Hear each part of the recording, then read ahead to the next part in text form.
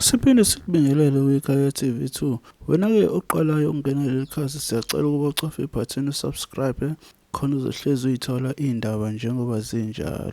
Ilunga le-MK Party lidlulisa umyalezo ophuthumayo kubalandeli beqembu ukuthi abantu abayeke ukuthanda izikhundla kepha abasebenzele iqembu. Kodwa-ke awukuzwe-ke lizikhulumela lona leli lunga. Sanibonani nonke ama-MK amahle kwezindawo ngezindawo lapho nikhona. Ngibonga ukuthola ithuba lokuthi sikhulume. Ziningi izinto eseyikhulunyiwe singakwazi ukuyiphendulela. Engingakusho nje sekwenzeke konke, letha support umkhonto wesizwe. Lo okhuluma nani uThembinkosi waKaMtshadu, ngise Ward 4 eMandlanzini. Ngokuzalwa ngilaphana Obizo kwa 32, kodwa ngokuhlala ngisemandlanzini elapha ka Ward 4. Ngiyacela kona wonke ama-comrade ukuthi sekwenzeke konke, asimeni sibambane sibe umkhonto. Yebo siyavuma zikhona izinkinga ezikhona, but asingayeki umkhonto. Umkhonto siwujoyine ngokuthanda, akekho wasiphoqayo. Ngijoyine umkhonto kwakumhla ka-18 kuDisemba. Ade babe umemezele ngomhla ka-16. Abekhona ama-challenges abekhona kumkhonto. Umuntu usebenzile, ngisebenzile kakhulu ka Ward 4, ngasebenza nakwamanye amawadi akhelene, ngasebenza nase Ward 32. Izinto engizenzile ziningi, bazazi ama-comrade.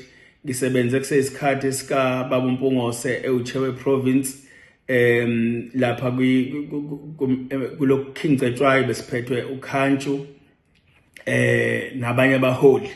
So sisebenze kakhulu ngokuzimisela, ziningi izinto engizenzile kumkhonto. Ngiyakhumbula ukuthi imotorcade yokuqala yayisemlazi. We have to drive from Richards Bay siye kuyona kule motorcade yayisemlazi. Kukhona nenye event yayisesikhaweni ngoDisemba. So iChristmas akaze siyazi, asikaze siwazi ama-holiday because we were busy with umkhonto wesizwe. Ngizoqinisa ama-comrade kukho konke, noma ngabe kwenzakalani, asibambaneni, sibumbane, sibeke umkhonto phambili. Futhi noma ngabe iy'nselelo esinazo zingakanani, kodwa asikhohlweni izinselelo, asingawuyeki umkhonto. Yebo zikhona izinselelo esikhona. Ngisebenze kakhulu-ke eRichards Bay, ngasebenza futhi kwezinye izindawo njengaseDurban. Iwadi bengikuyona eDurban beku-Ward 33 lapho khona enginomuzi khona. Ngasebenza kakhulu, ngahambisa ama-t-shirt, ngahambisa amabhodi, ngaphinde futhi ngasebenza nase-Eastern Cape eMdantsana. Bengisebenza kakhulu ngisebenzela umkhonto wesizwe, ngize nginikele nangendawo lapho khona bekuba nemhlangano khona yomkhonto wesizwe. Sengisho ukuthi ma-comrade sidumele kakhulu ngezinto esiyibona kwabeyindaba, ezinye singazazi siyibona kwabeyindaba. So ngithi-ke noma kungenzakalani, ngicela ukuthi sibambaneni, singayeki ukuthanda umkhonto. Umkhonto awenze lutho, umkhonto awone lutho, woniwa abantu. Siyeke nokubanga izikhundla, siyeke nokubanga nama-propaganda lawo abantu. Umuntu uma engakufuni akhulume kabi ngawe, akubeke kabi, kanti khona abantu umndeni wakho nabantu abakuhloniphayo nabantu abakuthandayo. Ngicela ukuthi-ke kuwona wonke kuzona zonke iy'ndawo la kufinyelela kule video nakubaba uNcamalala.